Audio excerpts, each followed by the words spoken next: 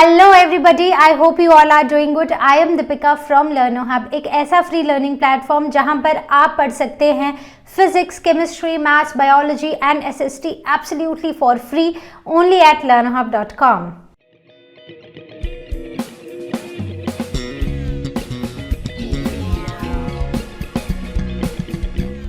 तो आज हम आ गए हैं अपने क्लास 8 बायोलॉजी के लास्ट चैप्टर पर and the chapter is food production.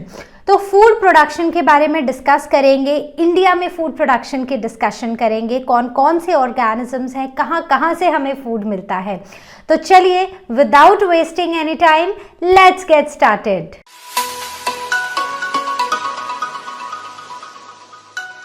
तो अगर हम बात करें फूड की, फूड एक बेसिक नेसेसिटी है फॉर लिविंग। तो जितने भी लिविंग ऑर्गेनिजम्स हैं, हम अपनी बात करें, हम किसी और एनिमल की बात करें, हम माइक्रो ऑर्गेनिजम्स की बात करें, हम प्लांट्स की बात करें, हर किसी को सरवाइव करने के लिए खाने की ज़रूरत है। वो अलग बात है कि सबका खाना शायद अलग अलग है, लेकिन सबको खाना चाहिए ताकि वो सरवाइव कर सके।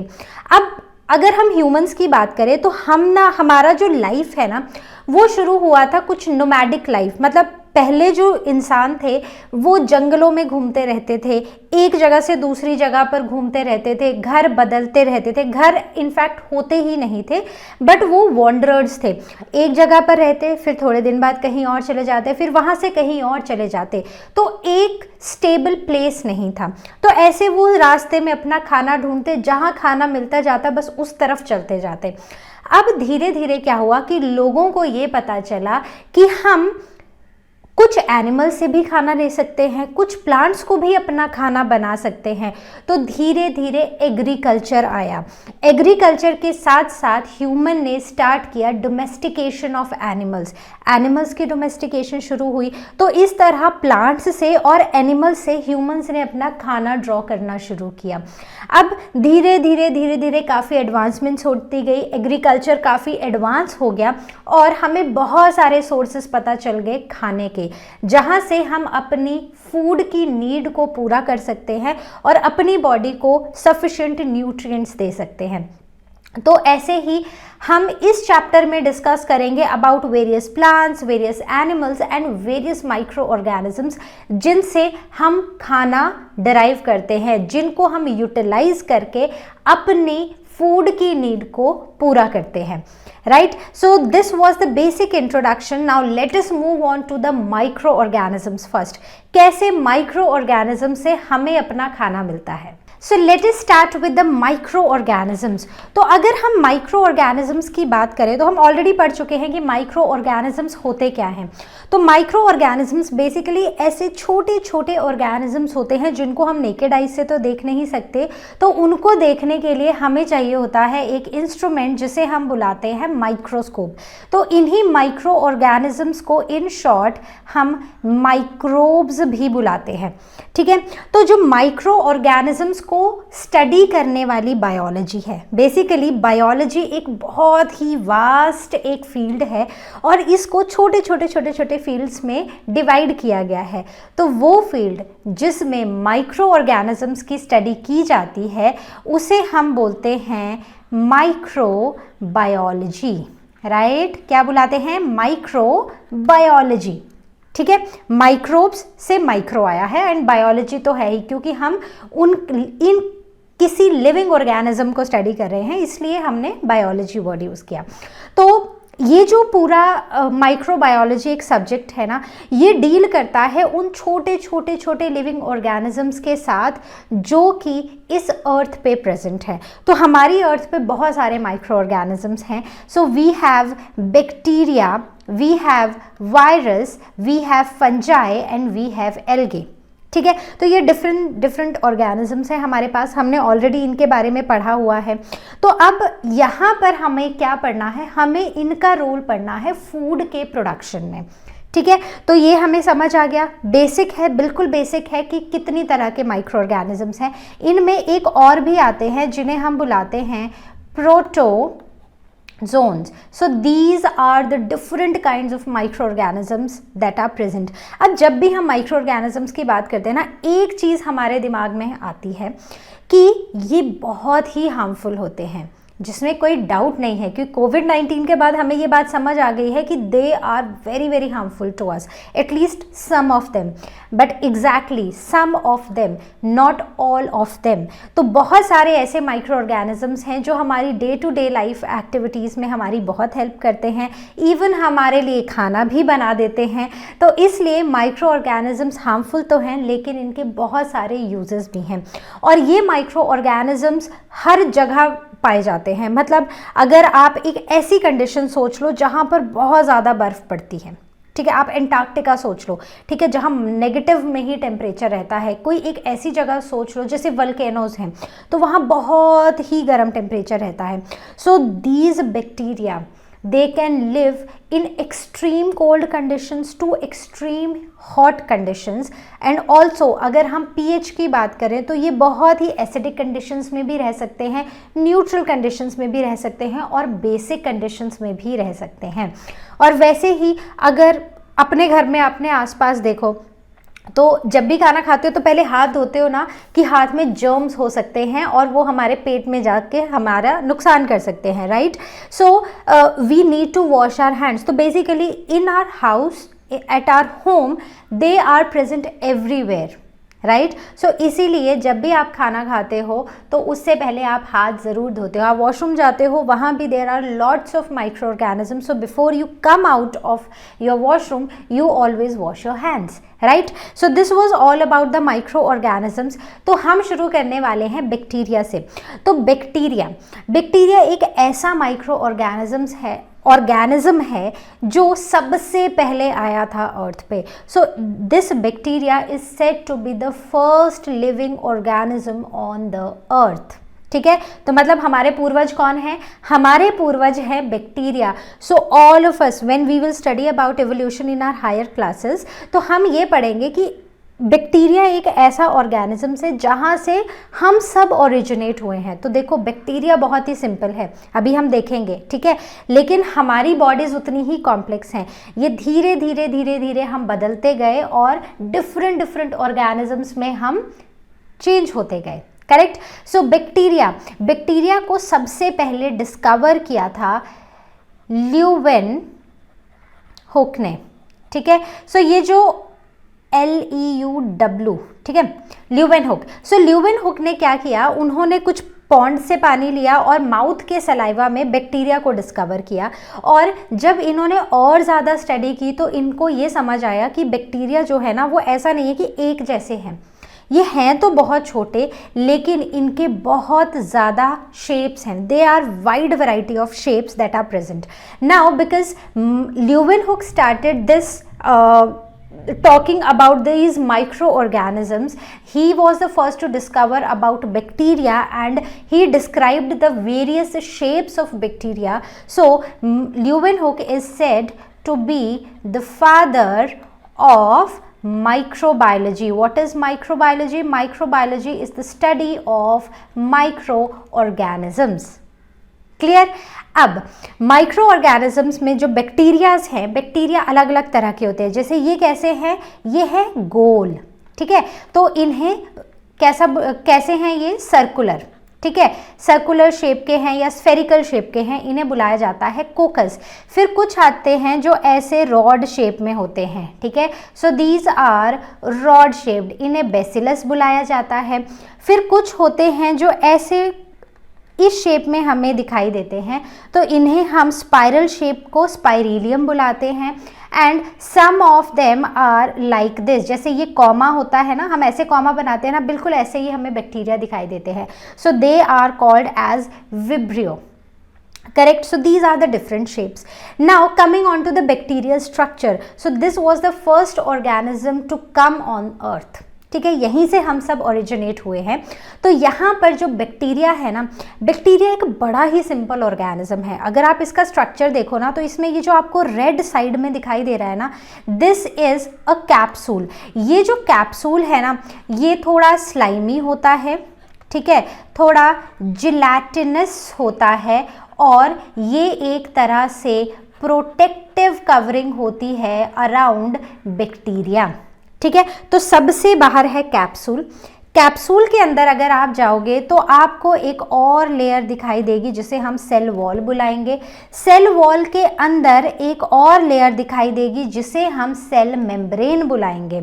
जब हम और अंदर जाएंगे तो यहाँ पर ना हमें राइबोसोम्स दिखाई देंगे और बहुत सारे ग्रेन्यूल्स भी दिखाई देंगे जो इस पिक्चर में मेंशन नहीं है लेकिन इसके साइटोप्लाज्म में। So this is the cytoplasm inside the cell membrane is a liquid kind of a substance which is called as cytoplasm और साइटोप्लाज्म में बहुत सारे ग्रेन्यूल्स भी होते हैं।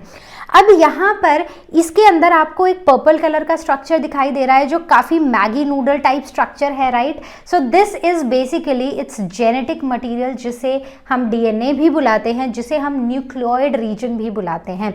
अब अगर आप इसको ध्यान से देखो तो ये ऐसा ऑर्गेनिज्म है ना जिसका न्यूक्लियस वेल डिफाइंड नहीं है, राइट। तो मतलब ये जो जेलेटिन मटेरियल ये जो न्यूक्लियर मटेरियल है ना, ये ऐसे ही साइटोप्लाज्म के अंदर कहीं लाई कर रहा है। There is no proper covering to this genetic material, ठीक है, कोई न्यूक्लियर मेम्ब्रेन नहीं है। तो this is called as a nucleoid, right. और क्योंकि इसके अराउंड एक कवरिंग नहीं है, मतलब एक न्यूक्लियर मेम्ब्रेन नहीं है या एक वेल डिफाइंड न्यूक्लियस नहीं है, तो हम इसे बुलाते हैं प्रोकैरियोटिक। क्या बुलाते हैं? प्रोकैरियोटिक ऑर्गेनिज्म, ठीक है। तो बैक्टीरिया कैसा है? बैक्टीरिया है प्रोकैरियोटिक। उसके बाद इसमें आपको एक काफ़ी लंबी सी टेल देखने को मिल रही है जो इसकी मूवमेंट में हेल्प करती है। This is called as flagellum, right. और बाकी छोटे छोटे और ऐसे ही स्ट्रक्चर्स दिखाई दे रहे हैं, we call them as pilus, correct. अब इतना हमने स्ट्रक्चर के बारे में पढ़ लिया। अब इसके बाद इम्पॉर्टेंट है ये जानना कि ये जो बैक्टीरिया है ना, ये ग्रो कैसे करता है, डेवलपमेंट कैसे करता है। तो देखो, जब भी किसी ऑर्गेनिज्म को ग्रो करना है तो उसको क्या चाहिए? आप बताओ क्या चाहिए? हमारे चैप्टर का नाम क्या है? Food production. तो बेसिकली हर एक ऑर्गेनिज्म को चाहिए फूड, ठीक है। तो यहाँ पर खाना चाहिए, पानी चाहिए और रहने के लिए जो कंडीशंस है ना वो एकदम सूटेबल चाहिए। तो यहाँ पर availability of adequate water is very important, then appropriate food supply is important and it is very important to have a suitable temperature and air, ठीक है। सो इनको, ये जो बैक्टीरिया होते हैं ना, some of them they require oxygen, so they are called as aerobes, and those who do not require oxygen they are called as anaerobes, ठीक है। सो दे ऑक्सीजन के लिए यस है और यहाँ पर ऑक्सीजन के लिए क्या है? नो है, करेक्ट। तो कुछ ऐसे बैक्टीरिया हैं जिनको ऑक्सीजन चाहिए, कुछ ऐसे हैं जिनको नहीं चाहिए, right. So aerobes and anaerobes, clear. तो देखो ये समझ आ गया ना, बैक्टीरिया का जो बेसिक है वो समझ आ गया। क्योंकि अब जो हम डिस्कस करने वाले हैं वो हम आने वाले हैं अकॉर्डिंग टू आवर चैप्टर। क्या था चैप्टर का नाम? जल्दी से बताओ। Food production. तो बताओ बैक्टीरिया कैसे फूड इंडस्ट्री में हेल्प कर रहा है? बैक्टीरिया बहुत हेल्पफुल है। सबने कर्ड खाया है, सबके घरों में कर्ड बनता है, या फिर आप पैकेट लेकर आते हो कर्ड का। तो दही का सबको पता है। क्या आपने कभी अपनी मम्मा को, अपने पापा को या अपने दादा को, दादी को दही बनाते हुए देखा है कि हम आज दही जमाएंगे? ठीक है, जमाना ही बोलते हैं हमारी तरफ, राइट। तो जब दही बनाते हैं ना तो क्या करते हैं कि थोड़ा सा दूध लेते हैं, दूध को गर्म करते हैं, मतलब एक सूटेबल टेम्परेचर देते हैं। अब ये जो टेम्परेचर है ना ये डिपेंड करता है हमारे एक्सटर्नल टेम्परेचर पे कि गर्मियाँ चल रही हैं या सर्दियाँ चल रही हैं। बाहर का टेम्परेचर क्या है उसके अकॉर्डिंग ही हम दूध को गर्म करेंगे। फिर थोड़ा सा दही लेंगे चम्मच में और उसको डाल देंगे दूध में और उसको अच्छे से स्टर करके अब इसको अनडिस्टर्ब्ड रहने देंगे कुछ टाइम के लिए, ठीक है। तो यूजुअली होता है कि रात को डाल दिया और सुबह उठते ही दही जिसमें भी डाला है बनने के लिए उसको उठा के फ्रिज में रख दिया, राइट। तो जब हम सुबह देखते हैं तो वो जो दूध है ना वो काफ़ी थिक हो गया होता है ना। तो ऐसे निकालते हैं ना, ऐसे बहुत ही टेस्टी से ऐसे स्कूप आउट करते हैं हम कर्ड को, तो वो जो दूध है ना वो दही बन गया होता है।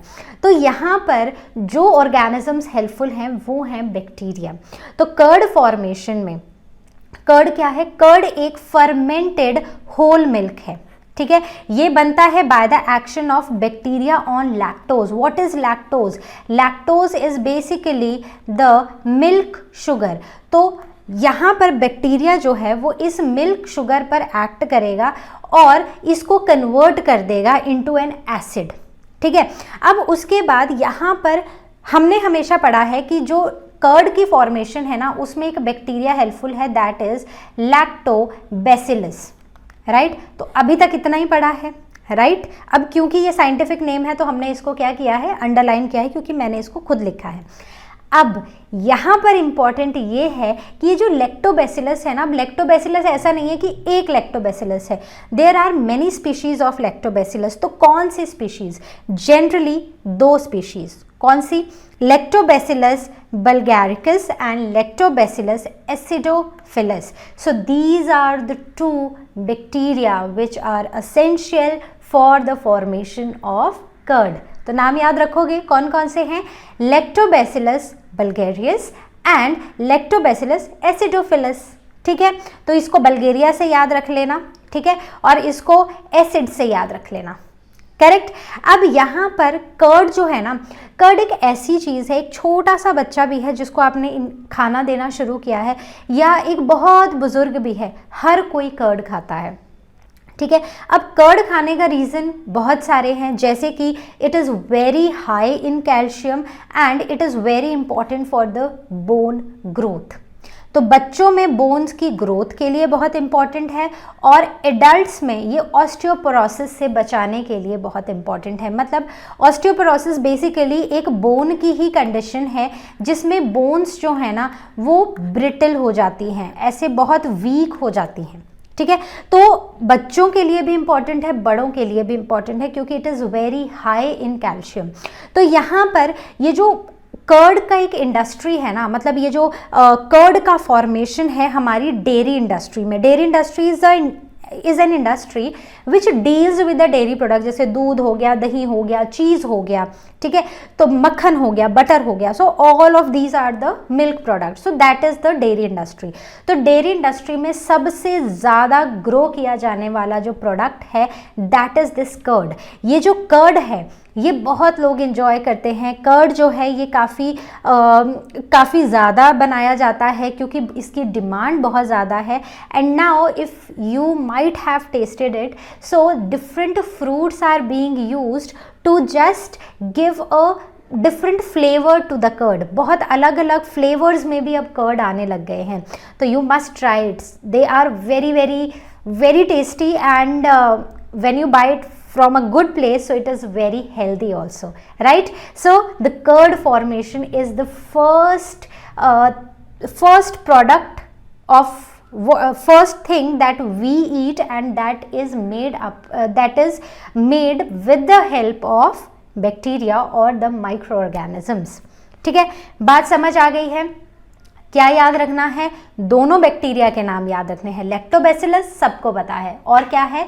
स्पीशीज़ के नाम बताओ। So basically this is the genus, अगली क्लास में सब पढ़ोगे आप, ठीक है। और ये क्या है? This is the species name, ठीक है। तो जब भी कोई ऑर्गेनिज्म होता है, जैसे हम हैं, तो हमने अपना नाम, साइंटिफिक नेम क्या दे के रखा है? हमारा साइंटिफिक नेम है होमो सेपियंस, ठीक है। अब ये साइंटिफिक नेम है तो मैंने इसको अंडरलाइन किया है। बहुत सारे इसके रूल्स एंड रेगुलेशंस होते हैं, नेक्स्ट क्लास में पढ़ेंगे। So this homo is basically a generic word and this is a species word, ठीक है। तो यहाँ पर लैक्टोबैसिलस बल्गैरिकस एंड लैक्टोबैसिलस एसिडोफिलस याद रखोगे ना? बिल्कुल रखना पड़ेगा, क्योंकि बहुत ही सिंपल है। किस में रिच है? कर्ड क्यों खा रहे हो आप? जल्दी से बताओ। कर्ड हम खा रहे हैं क्योंकि it is very high in calcium, हमारी बोन्स को स्ट्रॉन्ग करने में ये हमारी हेल्प करता है। तो क्योंकि अभी आप सिर्फ क्लास 8 में हो, अभी आपको ग्रो करना है, आपको बढ़ना है, so please include this curd in your diet. Even if you don't like it, just include it in your diet. Okay, now coming up next is cheese. So cheese is a dairy product which is again formed with the help of a bacteria. And which bacteria is this? This is the same bacteria जो हमने curd में पढ़ा था, जिसे हम in short बुलाते हैं lab, और जिसका फुल फॉर्म होता है lactic acid bacteria, right? So this is the same bacteria which we were talking about पीछे वाले पीछे वाले प्रोडक्ट में, that is curd. So this cheese is very high in proteins, there are some fats, and together with calcium and phosphorus it has some vitamins also. So cheese, अगर cheese आप खा रहे हो, so you are getting so many nutrients together, right? So cheese जो है ना, cheese की जो मैन्युफैक्चरिंग है वो 4 स्टेजेस में होती है। सबसे पहला होता है कर्डलिंग ऑफ मिल्क, मतलब दूध से दही का बनना, जिसमें हम बैक्टीरिया का यूज़ कर रहे हैं, ठीक है, बैक्टीरिया का यूज़ कर रहे हैं, and it is said that some other micro organisms, right? So we will write over here in this process we are using the lactic acid bacteria, that is the lactobacillus bacteria, and some other microbes, correct? तो अब यहाँ पर ये जो microbes होते हैं ना, ये बहुत इंपॉर्टेंट हैं, क्योंकि पहले तो कर्ड बनेगा, कर्ड के बाद हम बनने के बाद इसकी प्रोसेसिंग करेंगे। तो प्रोसेसिंग में क्या होता है कि जितना भी कर्ड का थिक वाला पार्ट होता है उसको हम सेपरेट आउट कर लेते हैं, जो भी लिक्विड पार्ट होता है, राइट? तो मतलब हमने थिक कर्ड को सेपरेट कर लिया। थिक कर्ड को सेपरेट करने के बाद अब हमने इसमें सॉल्टिंग की। तो जब हम सॉल्टिंग करते हैं कर्ड की, तो यहाँ भी हम बेसिकली जो कर्ड है ना उसका फर्दर मॉइस्चर हटा रहे हैं, और मॉइस्चर हटाने के साथ साथ एक तरह से इसकी प्रिजर्वेशन की तैयारी भी कर रहे हैं कि कोई भी अनवांटेड बैक्टीरिया, माइक्रो ऑर्गेनिज्म यहाँ पर ग्रो करके इस चीज़ को ख़राब ना कर दे। तो उसके लिए सॉल्टिंग की जाती है, और उसके बाद फाइनली होती है राइपनिंग। तो जो बैक्टीरिया हमने फर्स्ट स्टेप में यूज़ किए थे, lactic acid bacteria and some other micro organisms, so ये सारे मिलकर एक सूटेबल टेम्परेचर पर, एक सूटेबल कंडीशन में आकर हमारे कर्ड को क्या करते हैं, अब मतलब ऑलमोस्ट चीज़ हमारा बन ही चुका है, तो इस चीज़ को एक फ्लेवर देते हैं, इस चीज़ को एक अपना टेक्सचर देते हैं और फ्लेवर देते हैं, ठीक है? तो कैसा टेक्सचर आएगा चीज़ का, कैसा फ्लेवर आएगा, वो डिपेंड करेगा कि हमने कौन से माइक्रो ऑर्गेनिजम्स का यूज़ किया है। So this is how cheese is made from bacteria, by using bacteria, right? The next one is curing of T. हमें टी पता है, बहुत सारे बच्चे दार्जिलिंग गए होंगे या दार्जिलिंग रहते होंगे, कुछ बच्चों ने ऊटी देखा होगा, कुछ बच्चों ने हिमाचल के बागान देखे होंगे। So there are many places throughout India जहाँ पर टी की खेती की जाती है। तो ये वो जगह हैं जहाँ पर बैक्टीरिया का यूज़ किया जाता है। तो मतलब हमने पत्ते तो निकाल लिए, लेकिन अगर आप इन पत्तों को ऐसे यूज़ करोगे ना, so these are very bitter in taste, मतलब एकदम ऐसे कड़वे होते हैं। तो इसकी जो बिटरनेस है उसको हटाने के लिए वी यूज़ सम बैक्टीरिया, और इन बैक्टीरिया का यूज़ करके हम इसकी बिटरनेस हटाते हैं और उसको एक स्पेसिफिक फ्लेवर देते हैं। तो आपने चाय देखी होगी ना, मसाला चाय, बाग बकरी चाय, ताजमहल चाय, सबका एक कैरेक्टरिस्टिक फ्लेवर होता है, ठीक है? जो लोग बहुत शौकीन होते हैं ना चाय के, उनको चाय की खुशबू से ही पता चल जाता है कि कौन सी चाय पत्ती यूज़ की है। So they are, I mean the flavour is that important and the flavour is that different from one another, ठीक है? तो एक ब्रांड का दूसरे से ऑलमोस्ट अलग ही रहता है। तो यहाँ पर एक स्पेसिफिक अरोमा, एक स्पेसिफिक फ्लेवर देने के लिए बैक्टीरिया का यूज़ किया जाता है। Then again there is another use of bacteria, that is in alcohol and vinegar production. तो एल्कोहल और जब विनेगर बनता है तो यहाँ भी कुछ स्पेसिफिक टाइप के बैक्टीरिया यूज़ किए जाते हैं जो शुगर सॉल्यूशन को एल्कोहल में कन्वर्ट कर देते हैं। मतलब शुगर को क्या करेंगे, यहाँ पर शुगर जो है ना, शुगर को ये बदल देंगे एल्कोहल में। कैसे बदलेंगे शुगर को एल्कोहल में? By use of certain microbes. तो MO' is a short form of writing micro organisms, ठीक है? Now the next coming out is vitamins. तो हमारी जो बॉडी है ना, हमारी बॉडी में विटामिन्स बहुत ज़्यादा इंपॉर्टेंट है। We have already talked about them. हमने disease and hygiene, disease and first aid में ये सब कुछ पढ़ा है। तो ये जो विटामिन्स होते हैं ना, इनको सिंथेसाइज करने में भी हमारी बॉडी में होते हैं कुछ बैक्टीरिया। कहाँ पर होते हैं? हमारी स्मॉल इंटेस्टाइन में, इस वाले पोर्शन में। कौन सा पोर्शन है? This is the small intestine. तो ये जो स्मॉल इंटेस्टाइन होता है ना, स्मॉल इंटेस्टाइन में कुछ बैक्टीरिया रहते हैं जो विटामिन बी की सिंथेसिस करते हैं और हमारी बॉडी में विटामिन बी की डेफिशिएंसी को पूरा करते हैं। देन दूसरा है हमारे जो रूमिनेंट्स है, जैसे कि काऊ है, तो काऊ जब घास खाती है ना, so that grass is extremely rich in cellulose, और उस सेलुलोज की डाइजेशन के लिए उनकी बॉडी में, उनके बेसिकली हर्बीवोर्स के इंटेस्टाइन में होते हैं कुछ बैक्टीरिया जो सेलुलोज की डाइजेशन करते हैं। Clear? So see how important are these bacteria to us. Now the next is the agriculture. अब agriculture जो है ना, एग्रीकल्चर में हम क्या कर रहे हैं, हम बेसिकली क्रॉप्स को उगा रहे हैं, हम प्लांट्स को ग्रो कर रहे हैं, हम यही देख रहे हैं। लेकिन जब इसको डीपली स्टडी किया जाता है तो ये पाया गया कि कुछ ऐसे ना राउंडेड स्ट्रक्चर्स हमें देखने को मिले रूट्स में, और इन राउंडेड स्ट्रक्चर्स को हमने बुलाया रूट नोड्यूल्स। ठीक है, तो ये क्या हैं, these are the root nodules, right. इन रूट नोड्यूल्स में कुछ बैक्टीरिया होते हैं जिन्हें हम बुलाते हैं राइजोबियम बैक्टीरिया। राइजोबियम बैक्टीरिया क्या करता है कि एटमॉस्फेयर में, हमारे एटमॉस्फेयर में काफ़ी ज़्यादा नाइट्रोजन है, कितनी नाइट्रोजन है जल्दी से बताओ, हमारे एटमॉस्फेयर में है कितनी नाइट्रोजन है जल्दी से, सो इट इज़ अराउंड 78%। ठीक है, तो ये जो 78% नाइट्रोजन है ना, है तो बहुत ज़्यादा, लेकिन प्लांट्स इसको एज सच यूज़ नहीं कर सकते। अगर प्लांट्स को इस नाइट्रोजन को यूज़ करना है तो पहले इस नाइट्रोजन को किसी और फॉर्म में कन्वर्ट होना पड़ेगा, मतलब कुछ ऐसी फॉर्म्स जिन्हें बैक्टीरिया यूज़ कर सके, तो वो फॉर्म्स होती हैं नाइट्रेट्स या नाइट्राइट्स। ठीक है, तो इन नाइट्रेट्स या फिर नाइट्राइट्स, तो इस फॉर्म में एटमॉस्फेरिक नाइट्रोजन को पहले ब्रेक किया जाता है by use with the help of these bacteria which are called as rhizobium which are present in the root nodules. तो यहाँ पर और भी कुछ बैक्टीरिया हैं जैसे कि नाइट्रोसोमोनास है, नाइट्रोबैक्टर है। सो all of them help plants in procuring nitrogen, क्योंकि नाइट्रोजन एक बहुत ही इंपॉर्टेंट कॉन्स्टिट्यूएंट है प्लांट्स की ग्रोथ का, प्रोटीन्स का बेसिकली, और प्रोटीन से ही किसी भी बॉडी की डेवलपमेंट होती है, ग्रोथ होती है। तो उस केस में बैक्टीरिया एग्रीकल्चर में भी बहुत ज़्यादा यूज़फुल है।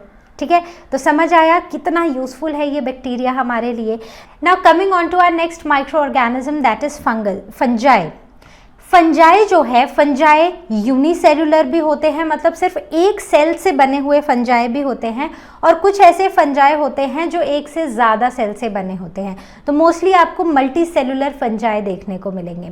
तो जो फंजाई होते हैं इनके पास ये ग्रीन तो होते नहीं हैं, तो इनके पास मतलब क्लोरोफिल नहीं होता है, और ना ही ये फोटोसिंथेसाइज कर सकते हैं।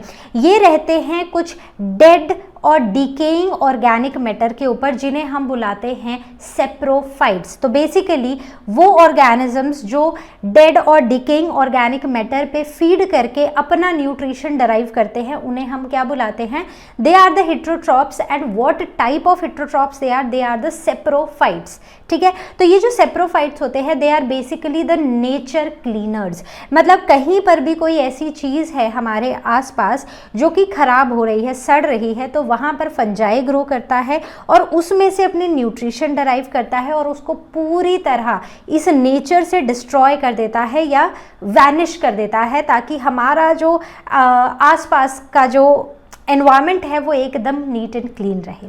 ठीक है, तो इसमें बहुत सारे होते हैं, जैसे आपने ना कभी ये स्टेल ब्रेड देखी हो, ब्रेड को ना थोड़े दिनों के लिए बाहर छोड़ दो तो आप देखोगे कि ऐसी कुछ ग्रोथ हो जाएगी, ऐसे ब्लैकिश जैसी ग्रोथ हो जाएगी। तो ये जो ब्लैकिश ग्रोथ होती है ना ब्रेड के ऊपर, this is actually an yeast which is called as bread mould. दूसरा है मशरूम्स। तो मशरूम ऐसे छोटे छोटे अम्ब्रेला जैसे स्ट्रक्चर्स होते हैं। अगर आप कहीं भी वुड्स में, मतलब फॉरेस्ट में अगर आप घूमने जाओ ना, तो आपको पेड़ों के आसपास, छोटे छोटे गिरे हुए पेड़ों पर भी आपको ये मशरूम्स ग्रो होते हुए दिखेंगे। So they are basically the fungi. क्या है ये? These are the fungi. ठीक है, तो ये वो फंजाई हैं जो कि अगेन कुछ ऐसे dead and decaying organic matter पर ग्रो करते हैं। अब ये जो फंजाई है या ये जो मशरूम है ना, दिस इज़ हाईली न्यूट्रिटिव। ठीक है, ये बहुत ज़्यादा न्यूट्रिशियस होता है, but it is not actually every mushroom is not nutritious but there are certain poisonous mushrooms also. तो जब भी आप मशरूम खरीद रहे हैं तो मशरूम को एक ऐसी शॉप से खरीदिए जो कि एक रिलायबल शॉप हो, बिकॉज कोई भी मशरूम जो है वो एडिबल नहीं होता है. Some of them are poisonous but those which are edible they are rich source of proteins and minerals. ठीक है. The next one is the yeast. तो ईस्ट, छोले भटूरे खाए हैं तो ये जो भटूरे हैं ना, भटूरे का जो आटा है जब इसको फुलाना होता है, ठीक है, जब हम आटा बनाते हैं ना भटूरे के लिए तो उसमें भी हम ईस्ट डालते हैं ताकि ये जो आटा है ये फूल जाए और जब हम भटूरे हमारे बने ना तो वो एकदम ऐसे फूले फूले से भटूरे बने. ठीक है. So that is also one kind of fungi. Clear. तो अब हम इसी ईस्ट को देखेंगे. तो ईस्ट क्या होता है? ईस्ट बेसिकली ना एक ऐसा ओवॉइड सा स्ट्रक्चर होता है जिसके अंदर एक वैक्यूल होता है. क्या है ये? सो दिस इज द वैक्यूल. ठीक है. साथ में इसमें और भी छोटे छोटे वैक्यूल्स होते हैं, कुछ फैट वैक्यूल्स भी हम कुछ को बुलाते हैं. ठीक है, छोटे छोटे वैक्यूल्स को. और ये बाहर जो है this is called as the cell wall और अंदर होता है साइटोप्लाज्म. ठीक है. अब ईस्ट जो है ना it has a great economic importance. Yeast हमारे खाने में यूज़ होता है. Yeast is a very rich source of certain B vitamins, certain E vitamins and almost 15% they have in them is proteins. ठीक है. So it is very important. Then next is breweries. Breweries मतलब जहाँ पर ये wine, beer, whisky इनकी production होती है. तो यहाँ पर क्या होता है? यहाँ पर शुगर को कन्वर्ट कर दिया जाता है इनटू इथाइल एल्कोहल. ठीक है. तो बेसिकली एल्कोहल की प्रोडक्शन में भी ईस्ट का ही यूज़ होता है. So those industries they are called as the brewing industry और they are called as the breweries. ठीक है. तो यहाँ पर शुगर जनरली हम जैसे ग्लूकोज लेते हैं तो ग्लूकोज को जो ईस्ट है वो कन्वर्ट कर देता है इनटू इथाइल अल्कोहल और साथ में जनरेट होती है कार्बन डाइऑक्साइड. इस कार्बन डाइऑक्साइड को सॉलिड फॉर्म में कन्वर्ट कर दिया जाता है जिसे हम बुलाते हैं ड्राई आइस और इसे एज अ ड्राई आइस बेचा जाता है. ठीक है. So breweries are very important. I mean yeast is very important in breweries, right? The next one is the bakeries. Now coming on to bakeries. तो ऐसी जगह जहाँ पर बेकिंग होती है, जहाँ पर ब्रेड्स बनती है, जहाँ पर केक्स बनते हैं तो वहाँ पर भी ईस्ट का यूज़ होता है so as to provide the softness to bread. तो ब्रेड को सॉफ्ट बनाने के लिए ईस्ट का यूज़ होता है. और आपने ब्रेड्स में देखा होगा ना काफ़ी सारे ऐसे एम्प्टी होल्स जैसे होते हैं. ठीक है, काफ़ी सारे होल्स होते हैं. So that is because of the production of carbon dioxide during the process of fermentation. ठीक है. सो समझ आ गई कि यहाँ पर ये जो एम्प्टी स्पेसेस देखने को हमें मिलते हैं वो क्यों होते हैं. The next is the manufacturing of vitamins and proteins. So when the vitamins and proteins they are manufactured तो वहाँ पर भी ईस्ट का ही यूज़ होता है. Correct. So I hope this is clear. I hope the complete economic importance of yeast is clear. कोई भी doubt हो please ask it on ask question section. तो अभी तक समझ आया है ना? अभी तक बैक्टीरिया और फंजाई समझ आ गए हैं क्योंकि अब हम आगे बढ़ेंगे, थोड़ा एग्रीकल्चर के बारे में जानेंगे. Now coming on to agriculture. तो एग्रीकल्चर बेसिकली एक ऐसी साइंस है जिसमें हम प्लांट्स को ग्रो करते हैं, कुछ क्रॉप्स ग्रो करते हैं और साथ ही साथ हम एनिमल्स को रियर करते हैं, उनकी डोमेस्टिकेशन करते हैं और उनकी रेयरिंग करते हैं, उनसे कुछ प्रोडक्ट्स लेते हैं. ठीक है. So that is called as agriculture. So agriculture is not just growing crops, it is also taking care of animals and rearing of animals. Correct. So science of growing plants and other crops as well as rearing of animals for food and for other human needs. तो जैसे कि दूध लेना या फिर उनको खेत जैसे जो बैल होते हैं उनको फील्ड्स में यूज़ करना for plowing and other things. So all these things they come under agriculture. अब जब एग्रीकल्चर होता है ना तो एग्रीकल्चर में बहुत सारी हम पढ़ते हैं कि क्रॉप्स उगाई जाती हैं. तो बेसिकली हम क्रॉप प्लांट्स के बारे में पढ़ते हैं. तो एक सिंपल सा क्वेश्चन कि ये क्रॉप्स होती क्या है. तो क्रॉप्स बेसिकली एक ऐसा प्लांट है, मतलब एक बड़ी सी फील्ड हम ले लो, आपने देखी होंगी अपने आसपास कहीं पर जहाँ बड़ी बड़ी फील्ड्स होती हैं। तो एक फील्ड ऐसी होगी ना जिसमें सिर्फ शुगर केन ही है, एक ऐसी होगी जिसमें सिर्फ राइस ही है, वैसे ही और ऐसी होगी जिसमें सिर्फ वीट ही उगाया जा रहा है। तो मतलब जब हम एक प्लांट को सेम टाइम पर ज़्यादा एरिया में ग्रो करते हैं तो उसको हम बुलाते हैं crops. So plants of the same kind grown on a large scale for food and other useful products. So they are called as the what? Crop plants. अब इन क्रॉप प्लांट से हमें ग्रेन्स भी मिलते हैं, हमें कुछ edible और चीज़ें भी मिलती हैं। तो यहाँ पर दो तरह की क्रॉप्स आ जाती हैं। पहली जो क्रॉप्स होती हैं they are the food crops and second type of crops they are the cash crops. Food crops मतलब जिनसे हमें ग्रेन्स मिल रहे हैं, जिनसे हमें से सीरियल्स, पल्सेस या ऑयल मिल रहा है, और कुछ ऐसी होती हैं जिनको हम यूज़ करते हैं कमर्शियल इंपॉर्टेंस के लिए, बेसिकली अपने लिए ज़्यादा रेवेन्यू जनरेट करने के लिए, पैसा लेने के लिए, इकोनॉमिक इंपॉर्टेंस के लिए। तो इनमें आती हैं जैसे कि रबर का ग्रोथ, टी, कॉफ़ी और स्पाइसेस। सो ये होती हैं हमारी कैश क्रॉप्स। और सीरियल्स,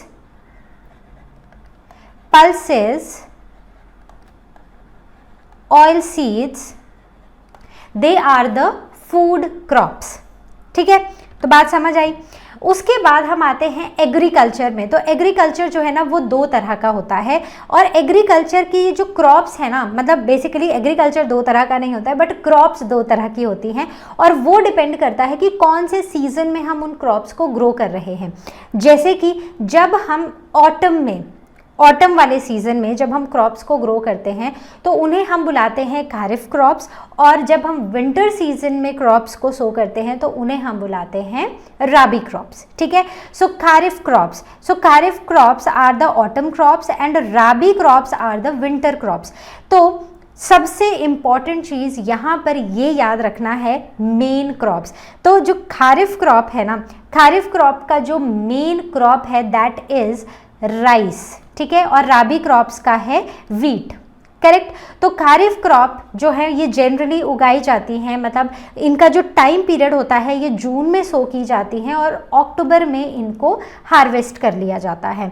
और राबी क्रॉप्स जो हैं उनको अक्टूबर में या फिर अर्ली नवंबर में सो किया जाता है।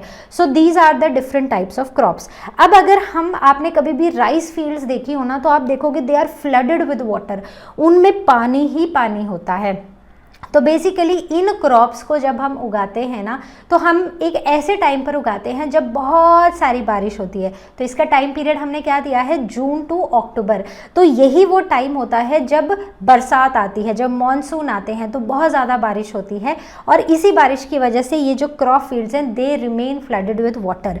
तो यहाँ पर सो करने के टाइम पर इन क्रॉप्स को जो टेम्परेचर चाहिए होता है that is 16 to 20 degree Celsius. And finally जब ये ऑलमोस्ट कंप्लीशन पर होती हैं, मतलब जब ये हार्वेस्टिंग टाइम आने वाला होता है, उससे पहले इनको चाहिए होता है around 18 to 32 degree Celsius temperature, मतलब थोड़ा ज़्यादा temperature. Then rainfall, they need a lot of water. तो रेनफॉल की जो रिक्वायरमेंट है that is 150 to 200 centimetres. Now coming on to the wheat, तो वीट को उतना पानी नहीं चाहिए। सो यहाँ पर 50 to 100 centimetres of rainfall is required. और क्योंकि हम इनको विंटर्स में ग्रो कर रहे हैं तो ऑब्वियस सी बात है टेम्परेचर क्या होने वाला है, कम। तो जब हम इनको सो करते हैं ना, तब टेम्परेचर 10 to 15 डिग्री सेल्सियस होता है, और जब तक by the time we harvest them the temperature that is needed it is around 21 to 26 degree Celsius. ठीक है, तो ये सारी इंफॉर्मेशन याद रखनी है। करेक्ट। तो राइस जो है ना, राइस एक हॉट, एक ह्यूमिड क्लाइमेट में आता है, और वीट जो है वो ग्रो होती है विंटर्स वाले, मतलब थोड़े ठंडे से एनवायरनमेंट में ये ग्रो होती है।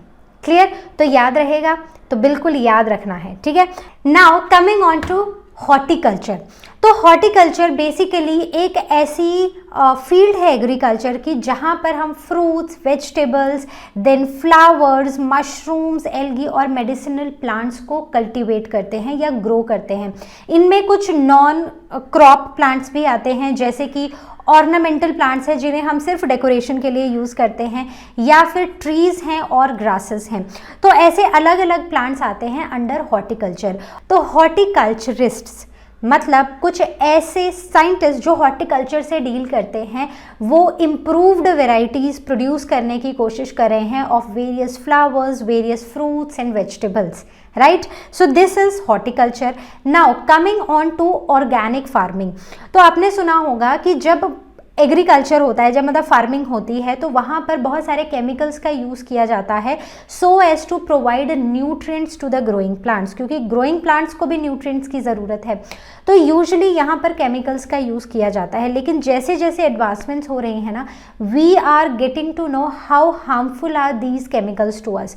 तो बहुत सारे farmers they are shifting towards the practice of organic farming, मतलब क्रॉप्स रेज करेंगे लेकिन इस प्रोसेस में वो केमिकल्स का यूज़ नहीं करेंगे, इस प्रोसेस में वो सिंथेटिक फर्टिलाइजर्स या पेस्टिसाइड्स का यूज़ नहीं करेंगे, वो यूज़ करेंगे कुछ ऑर्गेनिक चीज़ों का, जैसे कि काउ वेस्ट या वेजिटेबल या फ्रूट वेस्ट। तो मतलब जैसे जो हमारा किचन वेस्ट जनरेट होता है ना, उन सब को नेचुरली डीकम्पोज करके उनसे न्यूट्रिएंट्स देने का अपने प्लांट्स को, सो दैट केमिकल्स किसी भी तरह से ह्यूमन बॉडी तक ना पहुंच पाएँ। और उन केमिकल से हमें काफ़ी सारे प्रॉब्लम्स भी होते हैं, as you all know diseases बहुत ज़्यादा होती हैं। So many of the farmers they are shifting towards this organic farming practice. अब इनका मेन एम क्या है? इनका मेन एम है कि सॉइल की फर्टिलिटी को इन्हांस करना है, मतलब सॉइल में जो न्यूट्रिएंट्स हैं उनको भर भर के सॉइल में डालना है ताकि प्लांट्स को न्यूट्रिएंट्स मिले और प्लांट्स अच्छे से ग्रो कर सके। दूसरी चीज़, प्लांट्स को ग्रो करना है कुछ इको फ्रेंडली एनवायरनमेंट में, ऐसा एनवायरनमेंट जो कि हमारे एनवायरनमेंट के लिए, हमारे जो आसपास की हवा है, पानी है, उन सब के लिए भी काफ़ी हेल्पफुल हो या काफ़ी सेफ हो, इवन हमारी सॉइल के लिए भी सेफ हो, ठीक है। देन ऐसे प्लांट्स ग्रो करने हैं जिनका न्यूट्रिशनल वैल्यू बहुत ज़्यादा हाई हो। अब केमिकल फर्टिलाइजर्स का यूज़ करके प्लांट्स काफ़ी ज़्यादा ग्रो कर जाते हैं, काफ़ी जल्दी ग्रो कर जाते हैं, लेकिन यहाँ पर इस खाना को खाने से हमारे अंदर भी काफ़ी केमिकल्स आ जाते हैं जो हमारी बॉडी को डैमेज कर रहे हैं। सो इसीलिए we all have to shift to the organic farming, correct. Green revolution एक ऐसा पीरियड था जब हमारी एग्रीकल्चरल प्रोडक्टिविटी इतनी इंक्रीज हो गई थी due to introduction of agronomic technology. तो जब टेक्नोलॉजी एग्रीकल्चर में आई तो हमारा जो प्रोडक्शन था, ओवरऑल क्रॉप्स का प्रोडक्शन था या फूड प्रोडक्शन था, वो बढ़ गया। तो वो that period was refer to as the green revolution. तो ग्रीन रेवोल्यूशन जो था वहाँ पर केमिकल्स का यूज़ किया गया, बहुत सारे हर्बिसाइड्स, पेस्टिसाइड्स का यूज़ किया गया so as to increase the food production. तो हर्बिसाइड्स ने वीड्स को किल कर दिया, पेस्टिसाइड्स ने पेस्ट्स को किल कर दिया, और इससे हमारी क्रॉप्स काफ़ी अच्छे से ग्रो हुई और ग्रो होने से ज़्यादा हमें ईल्ड मिली। तो ऐसी क्रॉप्स जो ग्रो हुई, हमें अच्छी ईल्ड मिली, तो उनको बाद में बुलाया गया हाई ईल्डिंग वेराइटीज़, जिन्हें इन शॉर्ट बोला जाता है HYV, ठीक है, हाई ईल्डिंग वेराइटीज़। तो ऐसे हर्बिसाइड्स और पेस्टिसाइड्स जो हैं जिनका यूज़ करने से हमारी जो क्रॉप की प्रोडक्टिविटी है वो बढ़ी थी, तो उस एरा को, उस टाइम को बुलाया जाता है ग्रीन रेवोल्यूशन। और ये पीरियड था विच स्टार्टेड इन 1960s। तो 1960s में ये स्टार्ट हुआ था पंजाब, हरियाणा और उत्तर प्रदेश में। तो यहाँ पर एक साइंटिस्ट हैं जिनका बहुत ही मेजर रोल है, एंड ही वॉज MS स्वामी। स्वामीनाथन। तो ये जो MS स्वामीनाथन थे ना, इन्होंने, इनकी काफ़ी स्ट्रैटेजीज ने, काफ़ी इम्प्लीमेंटेशंस ने इंडिया को सेल्फ सफिशिएंट बना दिया था फॉर व्हीट प्रोडक्शन, और हमें काफ़ी इकोनॉमिकली इंडिपेंडेंट बना दिया था, काफ़ी इकोनॉमिकली स्ट्रॉन्ग बना दिया था। Even for farmers this was a very good project, a very good revolution, जहाँ पर फार्मर्स इकोनॉमिकली स्टेबल हो गए थे और साथ ही साथ इंडिया सेल्फ सफिशिएंट हो गया था अपना खाना खुद बनाने के लिए। तो हम अपना खाना खुद बनाते थे, हमारी पॉपुलेशन ग्रो कर रही थी, और विद ग्रोइंग पॉपुलेशन हमारा जो खाना था हम उसको भी ज़्यादा से ज़्यादा बना पा रहे थे और इस ग्रोइंग पॉपुलेशन को फीड कर पा रहे थे। तो इस तरह आया ग्रीन रेवोल्यूशन। अब जब ये ग्रीन रेवोल्यूशन आया तो फार्मर्स की तो इकोनॉमिक कंडीशन इंप्रूव हुई ही, साथ में बहुत सारे लोगों को यहाँ से रोज़गार भी मिला, एम्प्लॉयमेंट भी मिली। तो बहुत सारे लोगों के लिए भी ये एक बून था, क्योंकि लोगों के घरों में पैसा आने लगा by working in these agricultural fields. So this is the green revolution. Now coming on to animal husbandry. तो एनिमल हस्बेंड्री एक ऐसी ब्रांच है बायोलॉजी की जो डील करती है with feeding, shelter and breeding of domesticated animals. वो animals जिनको हम डोमेस्टिकेट करते हैं, अपने साथ अपने घरों में रखते हैं, उन एनिमल्स की फीडिंग, शेल्टर और ब्रीडिंग का। तो यहाँ पर दो तरह के एनिमल्स आते हैं। First is the live stock and another is the pets. ठीक है, लाइव स्टॉक मतलब कुछ ऐसे एनिमल्स जिनसे हम मिल्क या कोई और प्रोडक्ट प्रोक्योर करते हैं। ठीक है, और पेट्स वो होते हैं जिन्हें हम अपने घरों में रखते हैं अपनी कंपनी के लिए, अपने फ्रेंड्स की तरह या अपने फैमिली मेम्बर्स की तरह, जिसमें बहुत सारे एनिमल्स आते हैं और मेजरली आते हैं डॉग्स एंड कैट्स। क्लियर। अब आगे हम बढ़ते हैं। अब हम देखेंगे ये जो लाइव स्टॉक टाइप्स होते हैं ना, लाइव स्टॉक टाइप्स जनरली दो तरह के होते हैं। पहला होता है मिल्क ईल्डिंग या फिर मिल्च एनिमल्स, जिसमें आते हैं काउज, जिसमें आती हैं बफलोज और जिसमें आती हैं गोट्स। ठीक है, वहीं पर मीट और एग ईल्डिंग में आते हैं शीप, गोट, पिग्स। सो ऐसे बहुत सारे एनिमल्स हैं, right. So these come under the life stock animals, right. Pets की हम बात ऑलरेडी कर ही चुके हैं। अब आते हैं ड्रॉट एनिमल्स। सी यहाँ पर ना जो सबसे ज़्यादा इंपॉर्टेंट है वो है इन वर्ड्स के मीनिंग्स याद रखना। तो आपको ज़्यादा कुछ नहीं करना है, आपको जो जो हम वर्ड्स पढ़ रहे हैं ना उन वर्ड्स का मतलब समझना है। जैसे मिल्च एनिमल्स, वो मिल्क प्रोड्यूसिंग एनिमल्स हैं। ठीक है, meat and egg yielding animals, वो जिनको human beings as a non vegetarian, जो नॉन वेजिटेरियंस होते हैं वो उनको एज अ मीट यूज़ करते हैं। ठीक है, so these are the different kinds of animals. Now coming on to draught animals, ऐसे एनिमल्स जो हमें एज सच कोई मिल्क या कोई ऐसी चीज़ तो नहीं दे रहे हैं, but we are using them to do a heavy work. जैसे आपने देखा होगा बुल्स का यूज़ किया जाता है, बुलक कार्ट्स का यूज़ किया जाता है। So they are used in front of the car to pull this cart. ठीक है, वैसे ही हॉर्सेस का, म्यूल्स का, कैमल्स का, एलिफेंट्स का, इन सब का यूज़ किया जाता है। So these are the draught animals. There are some other animals around us जिनका हम यूज़ करते हैं, जैसे कि हम शीप का यूज़ करते हैं। तो शीप से हमें क्या मिलता है? वूल मिलती है। फिर हम गोट का यूज़ करते हैं, तो गोट से हमें मिल्क तो मिल ही रहा है, साथ में गोट की स्किन को भी यूज़ किया जाता है। ठीक है, वैसे ही डियर, सो डियर से उनके जो हॉर्न्स हैं उनको लिया जाता है। Then coming on to silk worm, तो सिल्क वर्म से हमें मिलता है सिल्क। ठीक है, then next come is the honey bees. ठीक है, तो हनी बीज से हमें मिलता है Honey. Correct, okay. Now the next is the milk yielding और द मिल्च एनिमल्स। तो ये जो मिल्क ईल्डिंग होते हैं ना, तो अगर हम इंडिया की बात करें, इंडिया में मेनली 3 मिल्क ईल्डिंग एनिमल्स है। कौन कौन से हैं जल्दी से बताओ? काऊ है, बफलो है और गोट है। ठीक है, तो सबसे पहले शुरू करते हैं उस मिल्क ईल्डिंग एनिमल से जिसका जो मिल्क है ना वो हाईली न्यूट्रिशियस होता है। तो वो कौन है? गोट है। गोट का जो मिल्क है दैट इज हाईली न्यूट्रिशियस, मतलब अगर आप इसको कंपेयर करते हो विद काउ एंड बफलो के मिल्क से, तो उससे भी ज़्यादा न्यूट्रिशियस होता है गोट का मिल्क। और जो गोट का मिल्क होता है, बस एक ही प्रॉब्लम है कि इसकी जो ईल्ड होती है ना, वो बहुत कम होती है, ठीक है, लेकिन बहुत कम दूध में भी बहुत ज़्यादा न्यूट्रिशन होता है। The next coming out to be is the cows. Cows जो होती हैं, काउ का जो मिल्क होता है ना, काउ का मिल्क न्यूट्रिशियस होता है, काउ का मिल्क लाइटर माना जाता है स्पेशली फॉर द किड्स, क्योंकि छोटे बच्चे होते हैं तो उनको डाइजेशन प्रॉब्लम्स ना हो, तो इसलिए बोला जाता है कि जो काउ का मिल्क होता है ना, दैट इज़ ईजिली डाइजेस्टिबल, तो छोटे बच्चों को गाय का दूध से ही स्टार्ट किया जाता है।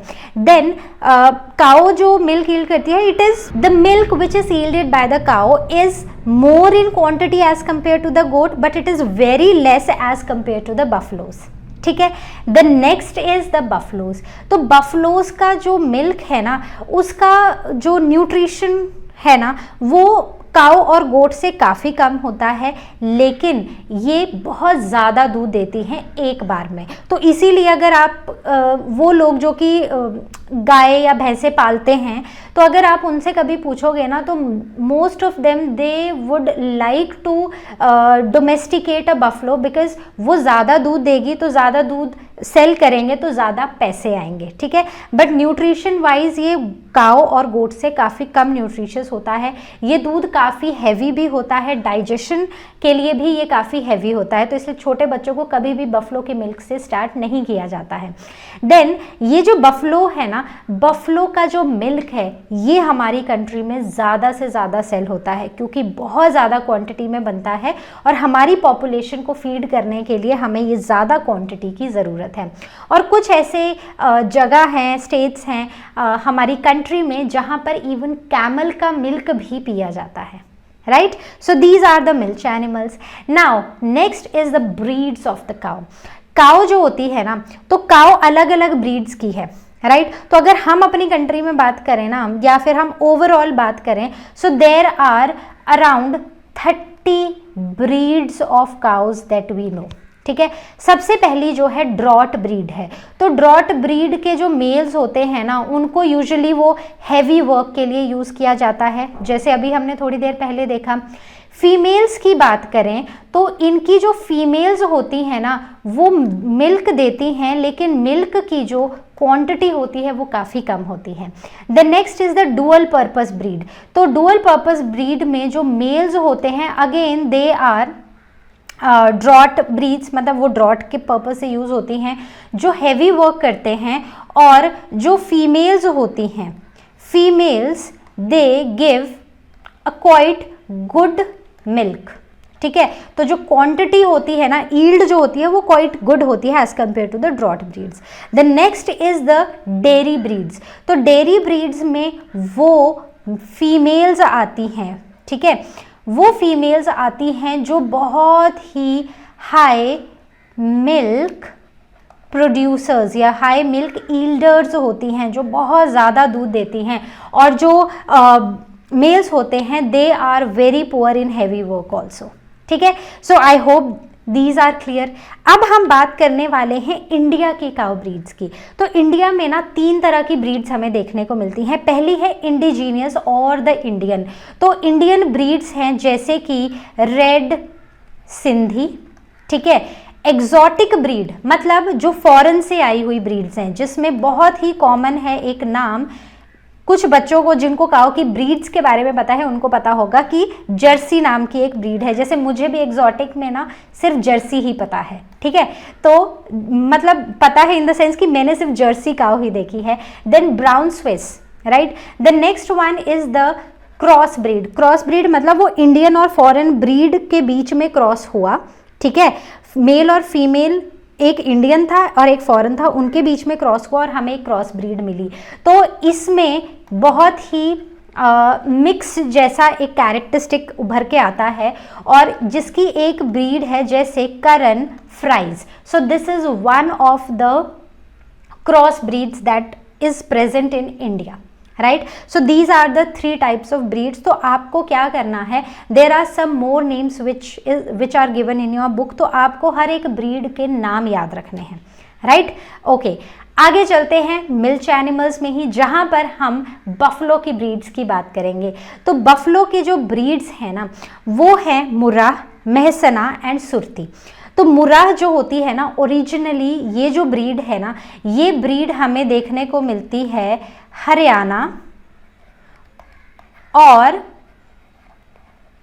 पंजाब में, ठीक है। तो ये जो एनुअल मिल्क ईल्डर्स हैं, एनुअली ये देती हैं around 1800 to 2500 litres of milk, और इस मिल्क में 7% फैट कंटेंट होता है, ठीक है। मेहसना, मेहसना जो ब्रीड है दैट इज फ्रॉम गुजरात, ये मोस्टली आपको गुजरात में देखने को मिलेगी, और इसका जो एनुअल ईल्ड है मिल्क का, it is around 1200 to 2500 litres, correct. Then last comes is the Surti. Surti भी आपको गुजरात के ही कुछ एरियाज में देखने को मिलेंगी, जैसे कि वडोदरा में आपको सुरती देखने को मिलेगी। तो ये जो सुरती होती है ना, ये मतलब ये भी काफ़ी एक हाई यील्डिंग ब्रीड है, जो 1600 टू 1800 लीटर्स ऑफ मिल्क देती है, और इसका जो फैट कंटेंट है दैट इज 8% टू 10%, ठीक है। तो ये वो नंबर्स हैं, ये वो इंफॉर्मेशन है जो आपको इनके बारे में पता होनी चाहिए। ओके, सो समझ आ रहा है, ठीक है। इसमें ना काफ़ी सारी ऐसी चीज़ें हैं ना जो आपको मेमोराइज ही करनी पड़ेंगी, right. So this is MMS, ठीक है। तो कौन कौन सी ब्रीड्स हुई? So first is Murrah, Mehsana and Surti, ठीक है। तो आई होप याद रहेगा। आगे बढ़ते हैं। नाउ ग्रीन रेवोल्यूशन काफ़ी सक्सेसफुल हुआ, हम one of the leading producers of wheat and rice बन गए आफ्टर 1960s। उसके बाद गवर्नमेंट ऑफ इंडिया ने सोचा क्यों ना अब अपनी बढ़ती पॉपुलेशन की मिल्क की डिमांड्स को भी पूरा किया जाए। तो तब 1970 में स्टार्ट हुआ एक और रेवोल्यूशन जिसे वाइट रेवोल्यूशन बुलाया गया। तो वाइट रेवोल्यूशन बिकॉज मिल्क का कलर वाइट है, राइट। तो इसका एक ऑल्टरनेटिव नाम भी था जिसे ऑपरेशन फ्लड बुलाया गया। तो बेसिकली ये जो प्रोजेक्ट है ना, ये ऑपरेशन फ्लड के नाम से लॉन्च हुआ, और इसमें गवर्नमेंट ऑफ इंडिया का ये एम था कि हमें अपनी मिल्क की प्रोडक्शन को बढ़ाना है। पॉपुलेशन बढ़ रही है, मिल्क के प्राइसेस काफ़ी वेरी कर रहे हैं, लोगों को दूध पीने को नहीं मिल रहा है। तो यहाँ पर गवर्नमेंट ने सोचा कि क्यों ना हम वर्ल्ड के one of the best milk producers बन जाएं। तो यहाँ पर एक बहुत ही इम्पॉर्टेंट कंपनी ने, जिसका नाम आपने ज़रूर सुना होगा, जिसका नाम है Amul, the taste of India, right. तो ऐड देखिए ना, Amul the taste of India. तो ये हमारे टाइम में भी, जब हम छोटे छोटे बच्चे थे आपकी तरह हुआ करते, तब ये बहुत ऐड आती थी, और सेम यही पिक्चर के साथ ये ऐड आती थी। सो हम बहुत बार इस गाने को गाते थे, ठीक है। तो ये जो अमूल है, क्या आपको पता है कि ये अमूल बेसिकली क्या है? ये एक अब्रीविएशन है जिसका नाम है आनंद, A for Anand, M for milk, U for union and L for limited, right. So it is Anand milk union limited. So this is Amul. तो अमूल जो है ना, ये एक गुजरात बेस्ड मिल्क प्रोडक्शन की एक कंपनी थी। तो इन्होंने ना ये मिशन ड्राइव किया, और इस मिशन को लीड करने वाले थे वहाँ के को फाउंडर जिनका नाम था डॉक्टर वर्गीस क्यूरिन। तो इन्होंने क्या किया, इन्होंने इस मिशन को एक डायरेक्शन दी, इस मिशन में बहुत ही इंपॉर्टेंट रोल प्ले किया, पूरे मिशन के जो स्टेप्स थे वो डिसाइड किए, और इसीलिए इनको बुलाया जाता है the milkman of India, right. So at that time the Prime Minister of India was Lal Bahadur Shastri ji. तो उन्होंने इनको डॉक्टर क्यूरिन को हेड बना दिया इस पूरे मिशन का, और इस मिशन के ऑब्जेक्टिव्स रहे, एक तो मिल्क प्रोडक्शन को इंक्रीज करना, दूसरा स्ट्रेंथन करना हमारे डेयरी फार्मर्स की इनकम को, then easy availability of milk at fair prices. तो हो क्या रहा था कि जो फार्मर्स थे जिनसे दूध प्रोक्योर किया जाता था, उनसे मिडल मैन काफ़ी लो अमाउंट पर दूध खरीदते थे, बहुत ज़्यादा पैसे पर नहीं खरीदते थे, और फिर इस दूध को काफ़ी हाई प्राइसेस पर कंज्यूमर्स को बेचा जाता था। तो हो क्या रहा था, एक फेयर प्राइस मेंटेन नहीं हो रहा था।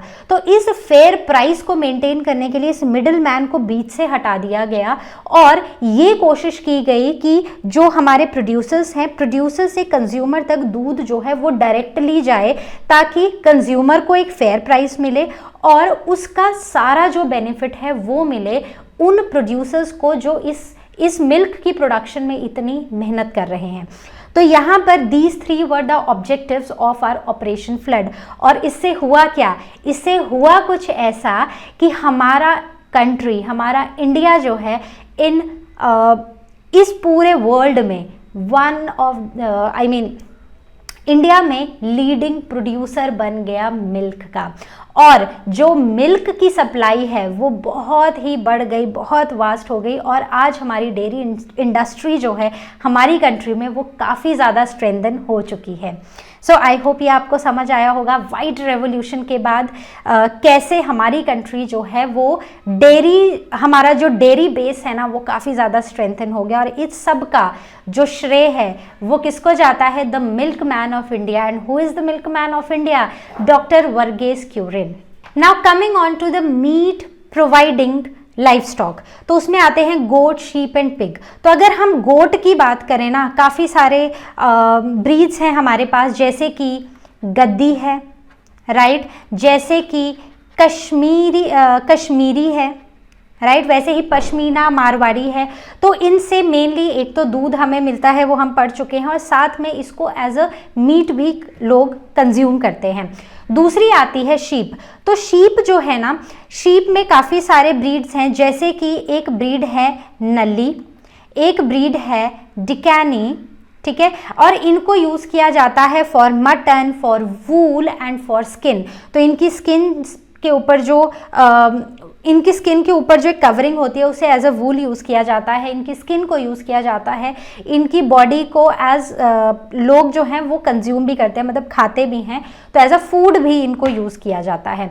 Then the next come is the piggeries. अच्छा, one thing I forgot to tell you is that goat और शीप की जो डोमेस्टिकेशन है ना, that is quite very cheap, ठीक है। इसलिए बहुत ज़्यादा ऐसे लोग हैं जिनके पास लैंड नहीं है, जो लैंडलेस फार्मर्स हैं, वो गोट और शीप को ही रेयर करते हैं और फिर उन्हीं से अपना घर जो है वो चलाते हैं।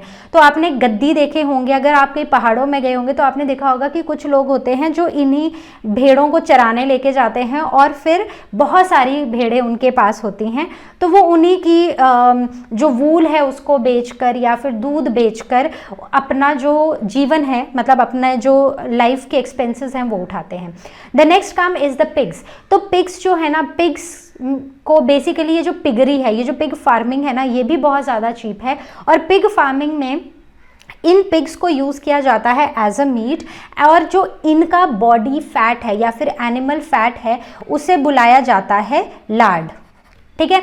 तो ये भी काफ़ी लो कॉस्ट फार्मिंग है, और ये जो लो कॉस्ट फार्मिंग है ना, इसमें मतलब ओनली 5% जो है वो एज अ मीट प्रोडक्शन में यूज़ किया जाता है, because it is very rich in proteins, और बाकी जो है वो एनिमल फैट की तरह यूज़ किया जाता है। अब ये जो लार्ड है, एनिमल फैट है, इसको यूज़ किया जाता है अलग अलग चीज़ों में, जैसे कि कुकिंग फ्यूल की तरह, जैसे कि कुछ ग्रीस बनाने के लिए और बहुत सारे और प्रोडक्ट्स बनाने के लिए। साथ ही साथ यहाँ पर बहुत ज़्यादा आपने वो देखे होंगे ना, पेंट वाले ब्रशेस का जो आगे वाला जो ब्रश वाला पोर्शन होता है ना, जो वो फाइबर होता है, दैट इज़ क्वाइट थिक। सो उसको बनाने के लिए पिग्स के हेयर का यूज़ किया जाता है, because they are quite stiff. तो उसके लिए पिग्स का ही यूज़ किया जाता है, मतलब पिग के हेयर का ही यूज़ किया जाता है। तो इंडिया में जो पिग्स हैं ना वो दो तरह के हैं, एक है इंडियन पिग्स, इंडिजीनियस। तो ये जो इंडिजीनियस जो इंडियन हैं, ठीक है, इंडियन पिग्स हैं, उनका जो नाम है, one is desi, then it is Ghori, ठीक है। So we are talking about the pigs. Now दूसरे हैं कुछ एग्जॉटिक पिग्स। तो एग्जॉटिक पिग्स में आ जाते हैं जैसे बर्कशायर, राइट। सो नाम जो है ना आपकी बुक में और भी हो सकते हैं, तो नाम आपको याद रखने पड़ेंगे। तो ये जो चैप्टर है ना इसमें बहुत सारे नाम है याद रखने के लिए। तो जब आप इनको रिवाइज करते जाएंगे, एक पेज पर लिख लीजिए और उसको बस रिवाइज करते जाइए, तो आपको एक बहुत ज़्यादा एफर्ट नहीं लगेगा, जस्ट रिविजन चाहिए, रिवाइज रिवाइज रिवाइज, आपको नाम याद हो जाएंगे। ठीक है, now coming up next is poultry. तो पोल्ट्री जो है ना, पोल्ट्री में बेसिकली क्या होता है, पोल्ट्री फार्मिंग आपको पता है, तो वहाँ पर क्या होता है, क्या देखे आपने, वहाँ पर ये चिकन्स, कुछ बर्ड्स होते हैं जिनको डोमेस्टिकेट किया जाता है और उनको रेज किया जाता है। ठीक है, so the process of raising domesticated birds like chicken, duck, turkey and geese. तो इनको मेनली इनको डोमेस्टिकेट करने का जो रीज़न है वो है चिकन, इनसे चिकन लेना। ठीक है, बट यहाँ पर हमारे पास मेन चिकन है लेकिन दूसरा भी है। तो बेसिकली कुछ एग लेइंग चिकन्स होते हैं जिन्हें एगर्स और लेयर्स बुलाते हैं, तो उनसे एग प्रोक्योर करते हैं। और कुछ ब्रॉयलर्स होते हैं जो which are used for obtaining meat. ठीक है, तो ये जो पूरी इंडस्ट्री है ना, ये काफ़ी प्रॉफिटेबल इंडस्ट्री है। इस इंडस्ट्री की जो इन्वेस्टमेंट है, अगर किसी को अपनी पोल्ट्री फार्म खोलना है ना, तो यहाँ पर इन्वेस्टमेंट भी बहुत कम है। अब क्योंकि बहुत सारे बर्ड्स हैं जो एक जगह पर रह सकते हैं और बर्ड्स काफ़ी छोटे हैं, तो इसको जो स्पेस की रिक्वायरमेंट है ना, that is also very low and it is very easy to take care of these birds, right. और जब इनको इन रिटर्न जब हम इनका यूज़ करते हैं for eggs, for meat, so they are highly profitable, right.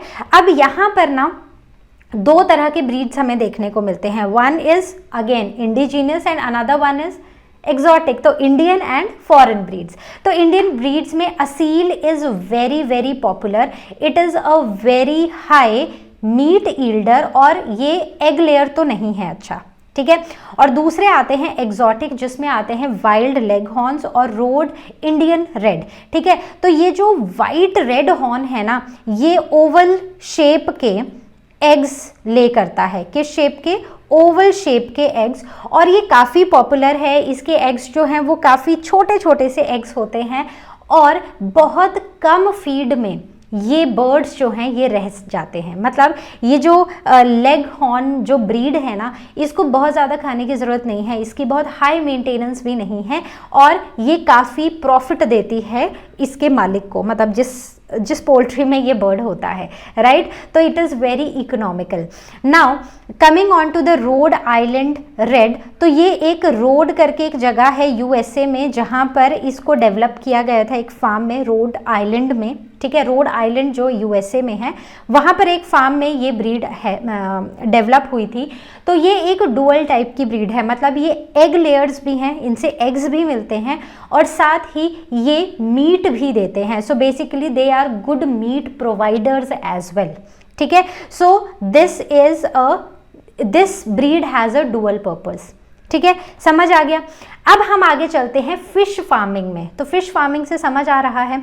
अच्छा, एक चीज़ जो मैं आपको बताना भूल गई वो ये है कि ये जो बर्ड्स होते हैं ना, इनकी टेक केयर सिर्फ इसलिए करनी पड़ती है क्योंकि इनको बचाना पड़ता है कुछ और एनिमल से।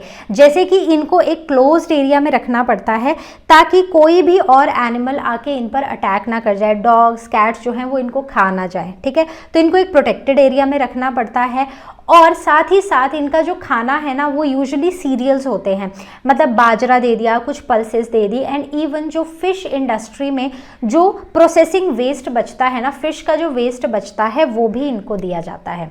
सो this is how these are fed. तो देखो वो वहाँ पर जो है वो प्रोसेसिंग का वेस्ट है लेकिन वो इनका खाना बन सकता है। तो सोचो वो कितने कम अमाउंट में मिलेगा और वो ईजिली इनको अवेलेबल हो जाता है, right. So I hope this is clear. Now coming on to the next, that is the fish farming. तो फिश फार्मिंग में जो पहला टर्म हमें समझने को है that is aquaculture. So it is the production और the farming of useful aquatic animal जैसे कि फिश, प्रॉन्स एंड मोलस्क्स। ठीक है, वहीं पर जो दूसरी टर्म हमारी समझने वाली है दैट इज पिसिकल्चर। तो एक ऐसा प्रोडक्शन एंड मैनेजमेंट जिसमें सिर्फ फिशेज होती हैं। एक्वाकल्चर में क्या है, aqua means water.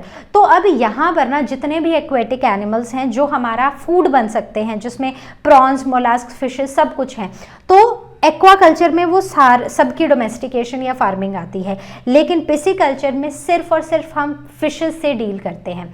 So the breeding and raising fish commercially in tanks and enclosures mainly for food. So this is called as the pisciculture. Again we have two more terms. One is hatcheries and another is mariculture. तो hatcheries मतलब कि fresh water जो fish culture होता है या fish farm होता है, जहाँ पर हम फिशेस के जो एग्स होते हैं उनको डाल देते हैं नर्सरीज में, तो उन्हें हम बुलाते हैं हैचरीज. तो यहाँ पर जो यंग वंस होते हैं ना फिशेस के, उनको हैच किया जाता है, उनको फीड किया जाता है, उनको नर्स किया जाता है और फाइनली उनको हार्वेस्ट किया जाता है. Right. The next one is the mariculture. So this word has come from word marine. So marine we talk about sea and oceans. ठीक है, तो ये बेसिकली एक्वाकल्चर की ही ब्रांच है जहाँ पर हम सारे के सारे जो वाटर वाले एनिमल्स हैं उनकी फार्मिंग करते हैं.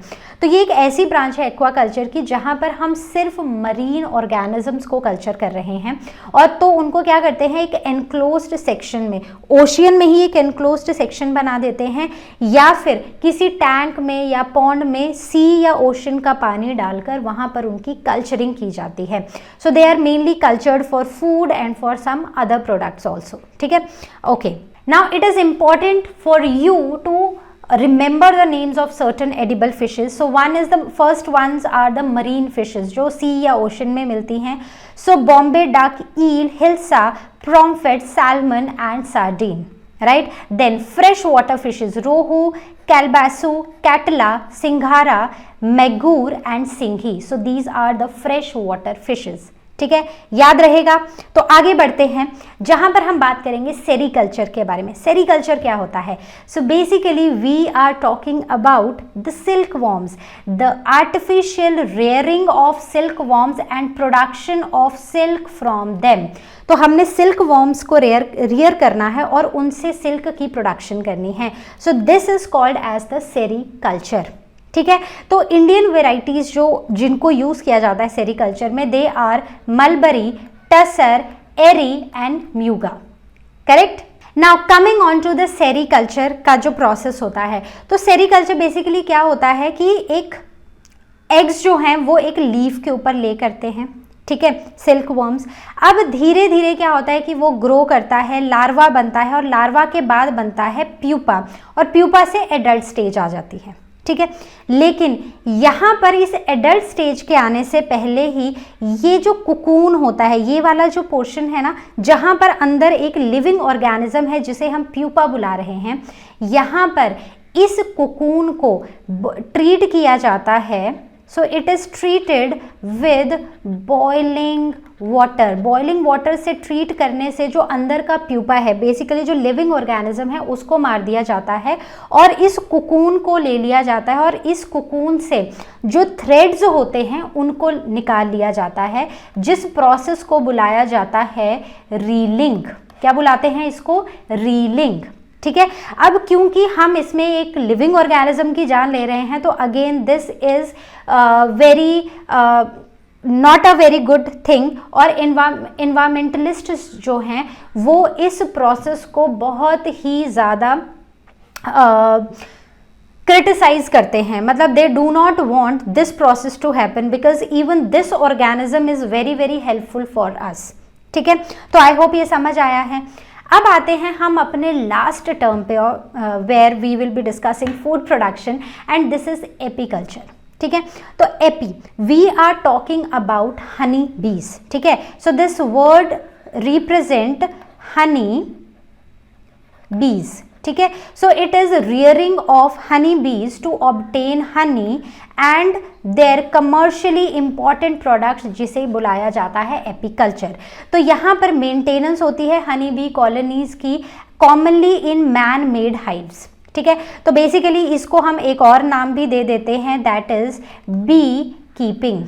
क्या बुलाते हैं? Beekeeping. तो ये एक ऐसी जगह है जहाँ पर हम बीज को रखते हैं और वो काफ़ी commercially they are very important to us. तो जो कॉमन हनी बी जो इंडिया में पाई जाती है, दैट इज एपिस इंडिका, ठीक है, नाम याद रखना है क्योंकि नाम आ सकता है, right, so that is Apis indica. Clear. तो हनी बीज को हम रियर करते हैं for two things, the one is honey and the other one is the B wax, ठीक है। तो honey is very rich in carbohydrates, तो उससे हमें हनी मिलता है, ठीक है। और बी वैक्स जो है उससे हम काफ़ी सारी चीज़ें बनाते हैं जैसे कि कैंडल्स।